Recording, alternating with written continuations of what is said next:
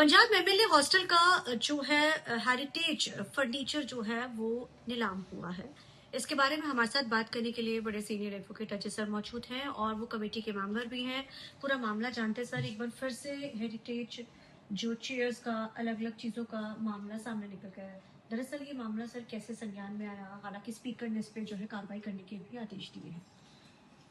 देखिए, ऐसा है कि हमारे जो ये संज्ञान में आया, सबसे पहले तो इसकी बात कर दूं कि संज्ञान में हमारे आया, उसके लिए सबसे बड़ा धन्यवाद जाता है भारत के अंदर जो इंटरनेट सेवाएं चल रही है। पहले हमें प्रिंट मीडिया से जानकारी आती थी, कभी कभार किसी अखबार के थ्रू कोई खबर छपती थी, लेकिन जैसे इंटरनेट ने देश के अंदर पेनिट्रेट किया, हमने उसको ट्रैक करना शुरू किया। 2010 में हमें पहली बार मालूम पड़ा कि चंडीगढ़ का एक मैनहोल, एक ऑक्शन हाउस है लंदन के अंदर, उसने 10.89 लाख का बेच दिया। उससे हमें लगा कि क्या हम आज भी भारत के अंदर इतनी हमारे पास संपत्ति है कि हमारे जो पैरों के नीचे पड़े हुए मैनहोल हैं वो 11 लाख के बिकते हैं। तो हमें उससे रुचि इसमें पैदा हुई। हमने उसके बाद ऑक्शंस को ट्रैक करना शुरू किया।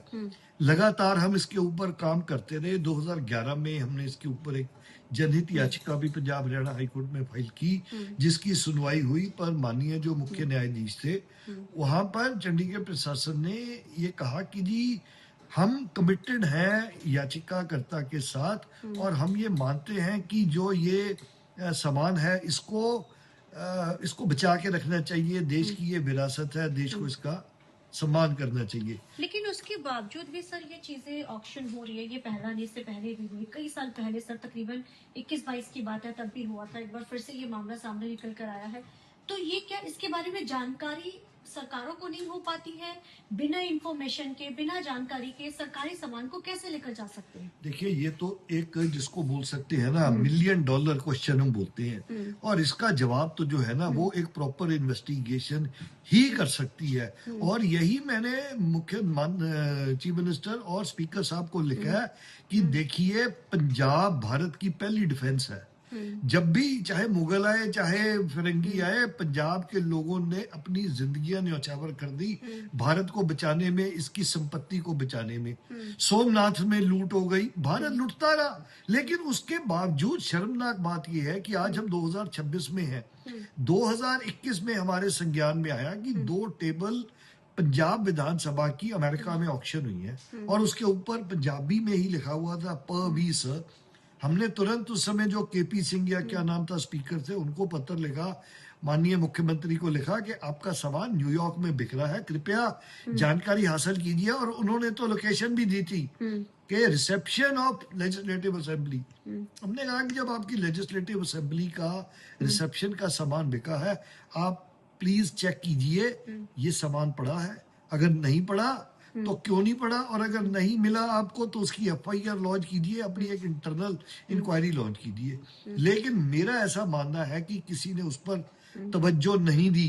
वो नेक्सस की वजह से नहीं दी या रूटीन में नहीं दी, इसके बारे में कहना मुश्किल है। जब तक कि हमारी एजेंसियां विजिलेंस नहीं करती, इसको सीबीआई कर सकती है, सीबीआई नहीं कर सकती। इसको डायरेक्टर रेवेन्यू इंटेलिजेंस है, उसने बॉम्बे में सिमिलर एक कार्रवाई की थी और तथ्य पंजाब सरकार को दिए थे, बट अनफॉर्चुनेटली पंजाब सरकार ने शायद उस पर कोई कार्रवाई नहीं करी।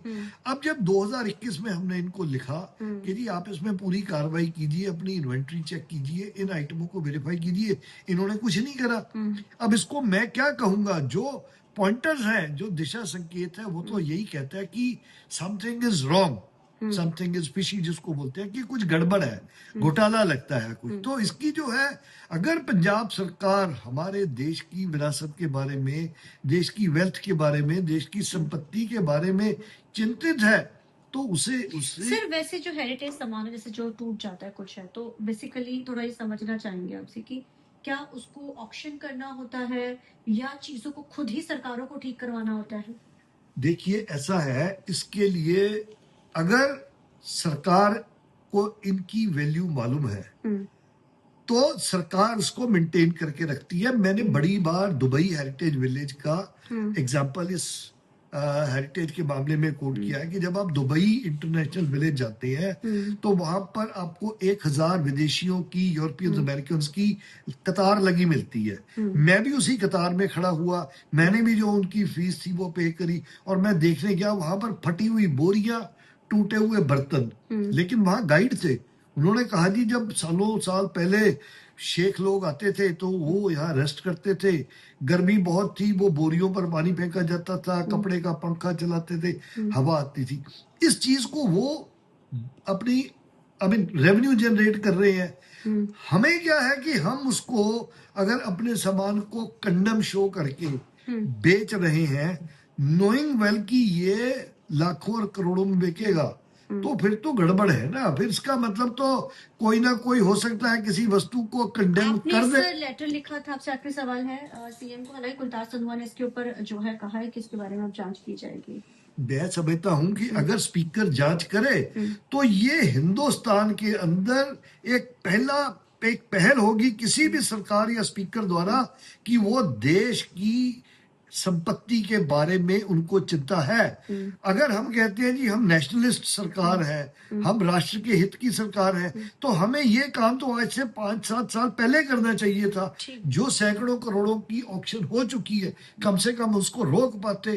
पर नेवरदीलेस कम से कम जो बचा है उसको संभालने, जो बचा है वो भी हजारों करोड़ों में। अगर एक कुर्सी 20 लाख की बिकी है, ऐसी सैकड़ों कुर्सियां पंजाब के दफ्तरों में, सेक्रेटेरिएट में पड़ी हुई हैं। लेकिन अगर उसको हम नहीं ध्यान रखेंगे, कंडेम करेंगे और किसी नेक्सस के अंडर उसको बेचा जाएगा कंडेम करके, और बाद में वो जाके अमेरिका में बिकेगी, फिर तो ये गैर कानूनी धंधा सरकार की नाक के नीचे चल रहा है। धन्यवाद सर। तो ये थे हमारे साथ बात करने के लिए अजय सर। कैमरामैन जैसी के साथ चंडीगढ़ से TV9 के लिए अमनप्रीत।